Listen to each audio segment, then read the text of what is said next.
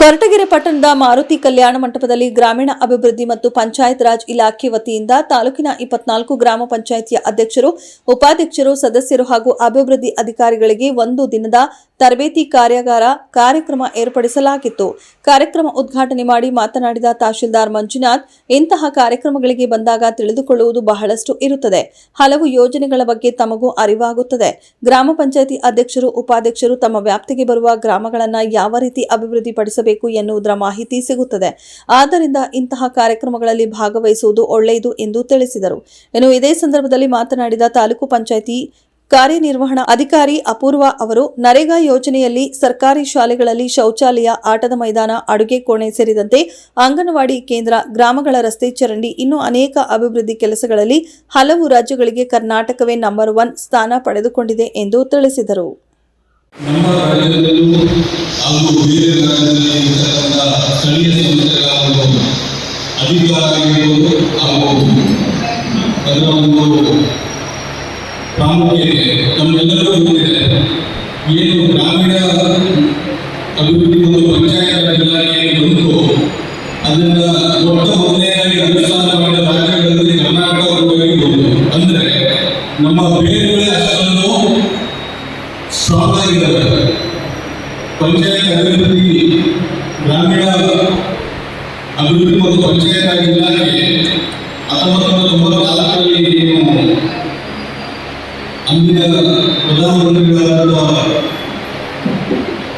ರಾಜೀವ್ ಗಾಂಧಿ ಅವರು ನಮಗೆ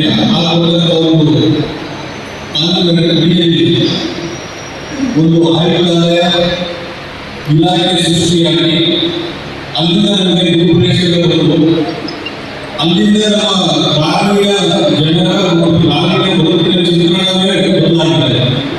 ಅದರಲ್ಲೂ ಕೂಡ ಎಸ್ಪೆಷಲಿ ಏನು ಕಳೆದ ಒಂದು ವರ್ಷದಲ್ಲಿ ನಮ್ಮೆಲ್ಲ ಗೊತ್ತಿದೆ, ಲಾಸ್ಟ್ ಇಯರ್ ನಾವು ಇದೇ ಸಮಯದಲ್ಲಿ ಪ್ರೋಗ್ರಾಮ್ ಮಾಡಿದಾಗ ಎಲ್ಲರೂ ಕೂಡ ಆಶ್ಚರ್ಯಚಕಿತರಾಗಿ ನಮ್ಗೆ ಇಷ್ಟೆಲ್ಲ ಕೆಲಸ ಮಾಡೋದಕ್ಕೆ ಅವಕಾಶ ಇದೆಯಾ, ಇಷ್ಟೆಲ್ಲ ಕೆಲಸ ಮಾಡೋದನ್ನ ಕ್ವಶನ್ ಕೇಳಿದ್ದೀವಿ. ಮತ್ತೆ ಇಷ್ಟೊಂದು ಜನರಿಗೆ ಆಸಕ್ತಿ ಇತ್ತು.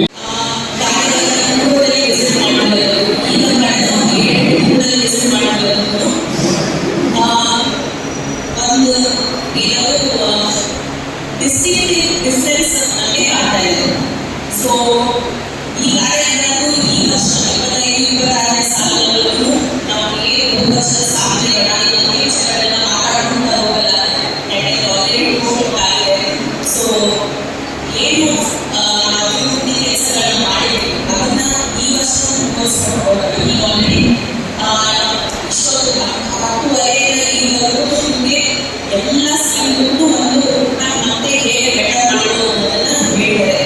ಸೊ ಈ ವರ್ಷ ನರೇಗಾ ಯೋಜನೆಯಲ್ಲಿ ನಾವು ನಮ್ಮ ಪ್ರತಿಯೊಂದು ಗ್ರಾಮದಲ್ಲೂ ಚರಂಡಿಗಳಿದೆ, ಇದನ್ನ ಕಂಪ್ಲೀಟ್ ಸಂಪೂರ್ಣ ಸ್ಯಾಚುರೇಟ್ ಮಾಡುವಂಥ ಉದ್ದೇಶದಲ್ಲಿ ಎಲ್ಲರೂ ಆಕ್ಷನ್ ಪ್ಲಾನ್ ಅನ್ನು ಕೊಡಿ, ಮತ್ತೆ ಅಡಿಷನಲ್ ಆಕ್ಷನ್ ಪ್ಲಾನ್ ಅನ್ನು ಕೊಡಿ ಅಂತ ಹೇಳಿದ್ವಿ.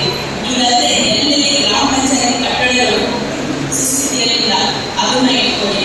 ಆಮೇಲೆ ಸ್ಮಶಾನ ಅಭಿವೃದ್ಧಿ, ಸ್ಮಶಾನಗಳಲ್ಲಿ ಎಲ್ಲ ನಮಗೆ ನಾಟುವುದಾಗಿದೆ, ಮಾಡೋದಾಗಿದೆ, ಅದನ್ನ ಏನು ನಾವು ಅಭಿವೃದ್ಧಿ ಪಡಿಸಬೇಕು. ಸೊ ಸ್ಮಶಾನ ಅಭಿವೃದ್ಧಿಗೆ ಕೊಟ್ಟುಕೊಡ್ಬೇಕು. ಅದಲ್ಲದೆ ಏನು ನಮ್ಮ ಮಹಿಳೆಯರಿಗೆ, ಸ್ವಸಹಾಯ ಸಂಘಗಳಿಗೆ ಅವರಿಗೆ ಒಂದು ವರ್ಕ್ಶಾಪ್ ಮಾಡಿಕೊಡ್ಬೇಕು ಅನ್ನೋ ಉದ್ದೇಶದಲ್ಲಿ ಈ ವರ್ಷ ಹೋಗಬೇಕು ಅನ್ನೋದು ಇದೆ. ಸೊ ಒಂದು ಸಣ್ಣ ಉದಾಹರಣೆ ನಾನು ಕೊಡಕ್ಕೆ ಇಷ್ಟಪಡ್ತೀನಿ. ಹೇಗೆ ಮೊನ್ನೆ ನಮ್ಮ ಪುರುಷೋತ್ತಮ ಅವರು ನನ್ನ ಮಾತಾಡಿದ್ರು. ನಾನು ಕಳೆದ ಗುಜರಾತ್ನಲ್ಲಿ ನನ್ನದೇ ಹೋಗಿದ್ದೆ.